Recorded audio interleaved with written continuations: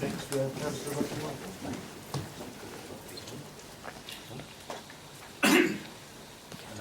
And you're representing Cheltenham Borough Council. I'm Councillor, thank you, Chair. I'm Councillor Roger Whyborne. I'm representing the authority in what I say. And you're not answering questions. I'm not. Thank you. So we at Cheltenham Borough Council, or refer to that as CBC from now onwards, have already submitted written evidence to both the original planning hearing. So, can you try and speak a little more? Okay, yeah. So we at Cheltenham Borough Council have submitted written evidence to both the original planning hearing and to this inquiry, as well as oral evidence to the planning hearing, all of which the authority would still stand by. So I won't spend time repeating stuff which is already in the note, other than to say that we still stand by it. So I believe that the principal issues for this inquiry are primarily focused on what is an acceptable level of planning harm to the surrounding environments to justify an appropriate waste plant. I note back in July I have read that the Secretary of State is taking an interest in this particular piece of plant, in the sense of to what extent does it contribute towards the government's climate change programme, to which I would respond as follows. Cheltenham Borough Council asserts that the contribution that the development would make towards the government's climate change programme is poor compared to other processes such as mechanical biological treatment. And that's considering the environment in both the wide and the narrow senses of the word. We are looking at a very limited waste heat recovery from the plant, and also at a situation where you would have a very high volume of mass burn of fossil carbon into carbon dioxide, because the process does not seek to recover plastics, etc., from the residual waste stream. So that's why it would be poor from a climate change point of view. This latter aspect seriously detracts from the acknowledged benefits from electricity generation, because the process recovers less raw materials, whereas by contrast, to produce virgin raw materials such as plastics is very energy intensive. Neither does the process do any composting, everything gets burned. So the contribution the development makes towards the government's energy policies is at best marginal, albeit it is better than landfill, and that's about all you can say. It also generates significant volumes of toxic waste which have to be dealt with.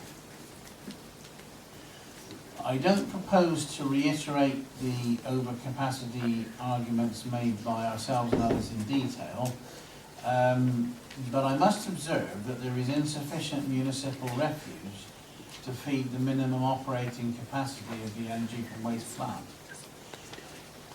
So that it is not a given that the shortfall can be made up for by a falling supply of commercial and industrial waste. Where that has a planning implication is as follows. Set against the inflexible nature of the mass burn energy from waste process, in the limit, this could result in premature closure.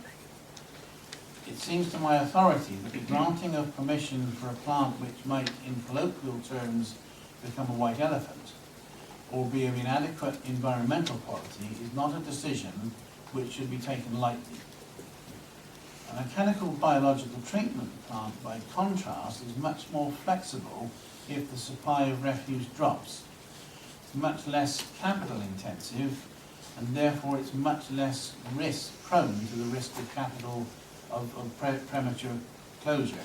And I'm sure others will have explained to the inquiry ad nauseam why this other form of treatment is much more flexible and less prone to those risks. So I won't reiterate that, but just to emphasise that it is there.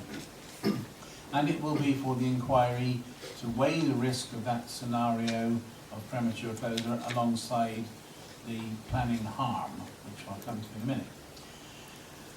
So my next point is turning to the environmental considerations nearer to Cheltenham. We are, of course, predominantly downwind of the chimney of the proposed plant. We're sort of right on the southwest line.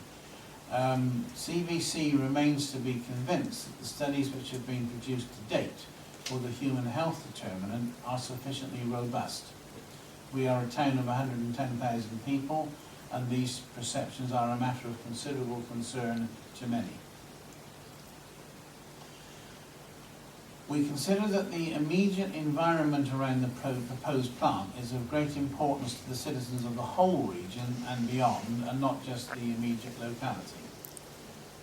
In short, the planning committee rightly rejected the application on the grounds of it being a very high, sharp, angled building with a tall chimney and excessive size, shape and height.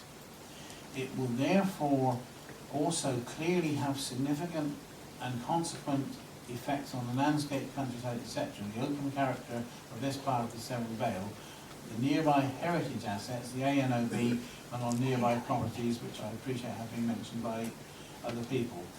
Now, the planning committee said all this, and they said a lot more, but in summary, they effectively said that the planning harm would not be outweighed by any of the potential benefits of the plant, dubious as those may be. I do, however, note that nowhere in the 5 clauses of their reason for refusal statement do they seek to quantify the supposed benefits. However, both the Rule 6 parties and ourselves have sought to demonstrate that there are more economically and environmentally beneficial technical solutions available which would create less planning harm. Nobody is seriously questioning the use of Javelin Park for waste processing as an improvement on land clearing. So that then begs the question as to what is an acceptable level of intrusion by the county's principal waste plant into the environs of Javelin Park. How high a chimney or main building is acceptable, for instance? 70 metres, 48 metres, it's been mentioned, 23 metres, or the current level of 15.7 metres on that site.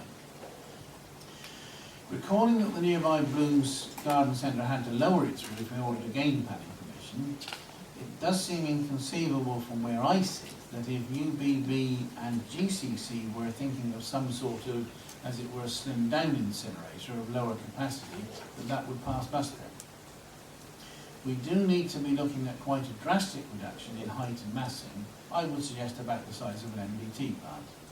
Compare and contrast, and you can look at the pictures on the internet, the MBT plant at King's Weston Lane, Avonmouth, which is used by 4 local authorities to process 200,000 tonnes per annum of residual waste, with the Javelin Park proposal.